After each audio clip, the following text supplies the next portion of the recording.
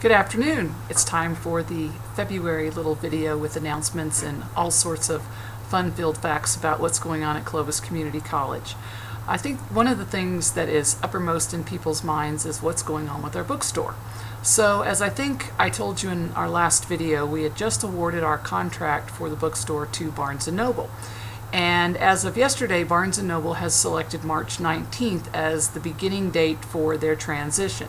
I'm not exactly sure what that transition will look like, but they have been working with Jackie Oakes, who will be the bookstore manager for Barnes & Noble, in looking at inventory and how to make that transition take place. And one other thing that I want to alert everybody to is that we should be seeing things like mystery sales and grab bags and things like that as the current bookstore tries to reduce some inventory. So Jackie has assured me that there are going to be bargains that we have never seen before. We also will be having SkillFest on March 2nd, which is the Friday before our Higher Learning Commission visit. And Judith will be getting the schedule to SkillFest out to everybody. I will tell you at this point that I do know that we are going to provide lunch for everyone, unlike last year when we decided not to. So we will have lunch for SkillFest this year. And of course we will be talking somewhat about the Higher Learning Commission visit and what we can all expect, and making sure that everyone is prepared for that. But we'll also have afternoon sessions that will be, or later morning sessions that will be probably of more genuine interest to everyone in different health-related topics and things like that. We're working hard to see if we can get the Office Max people to come and offer some training sessions on how to use their new online service for ordering supplies. Hopefully it'll work out to where they can be here on that day. If not, we'll still have training provided on that issue very quickly after that. We have one more strategic planning meeting on Friday to hopefully wrap up the finalization of the last couple of priorities that we're looking at, and then the plan will be emailed to everyone so that everybody can take a look. We have 4 priorities and various plans underneath all of those, and the people that will be working on those plans will be meeting with me very soon after the first part of March to get going on those plans, and this will be a 3-year plan. As I mentioned, our Higher Learning Commission visit is March 5th through 7th. I did email a schedule yesterday to everyone.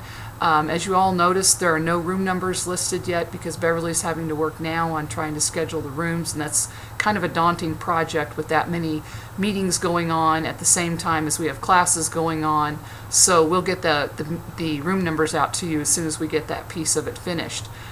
Please look at the schedule carefully. I know some of you have already been notified that you will be expected to meet with the site visitors, but some of you may not necessarily know that you are. Their plan is to include as many people as possible, so they want to meet with large groups of people from student services, from academics, and different areas. So most people probably will have or be part of a scheduled meeting, and if you're not, there is an open meeting where they sincerely welcome anybody who's interested to come and visit with them and share any kind of information that you might feel is relevant.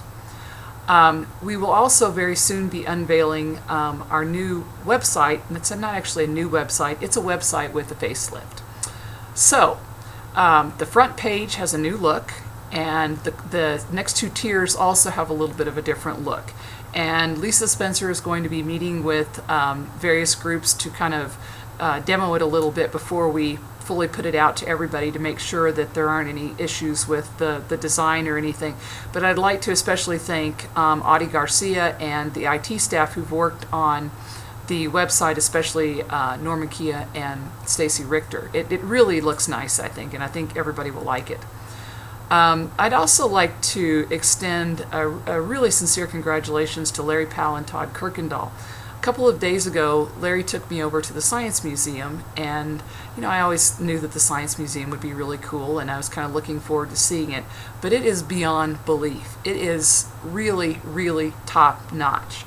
And so we're going to try a couple of things to get a little bit more publicity for that, so that public school teachers are aware of the fabulous facility that we have, and we could draw more kids in to try to take a look at it. But it is just a really professional job, and I think it's going to be a tremendous asset to kids in our community who otherwise are not going to have access to that type of equipment and just the type of curriculum that they can expose the kids to. But I really, Todd and Larry have done a great job in getting that ready, and I also know that Annette Johnson and Tina Ward and Janie Craig had a whole lot to do with helping them, because it was a big, big, big job to get all of that done.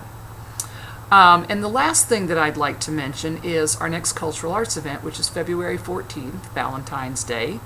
It's like the big little heart that I have on my wall back there. The Vienna Boys Choir will be here at the Marshall Auditorium. Yes, this is the real Vienna Boys Choir, and no, it is not the original Vienna Boys Choir. I think those would be the Vienna Old Men by now.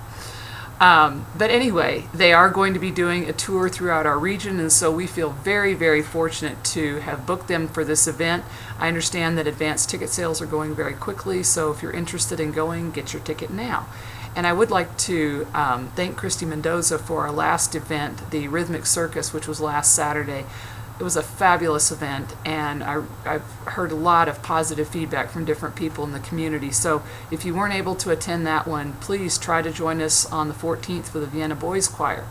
As always, I'd like to thank everybody for all the hard work that you're doing. I realize that this semester has just been incredibly busy.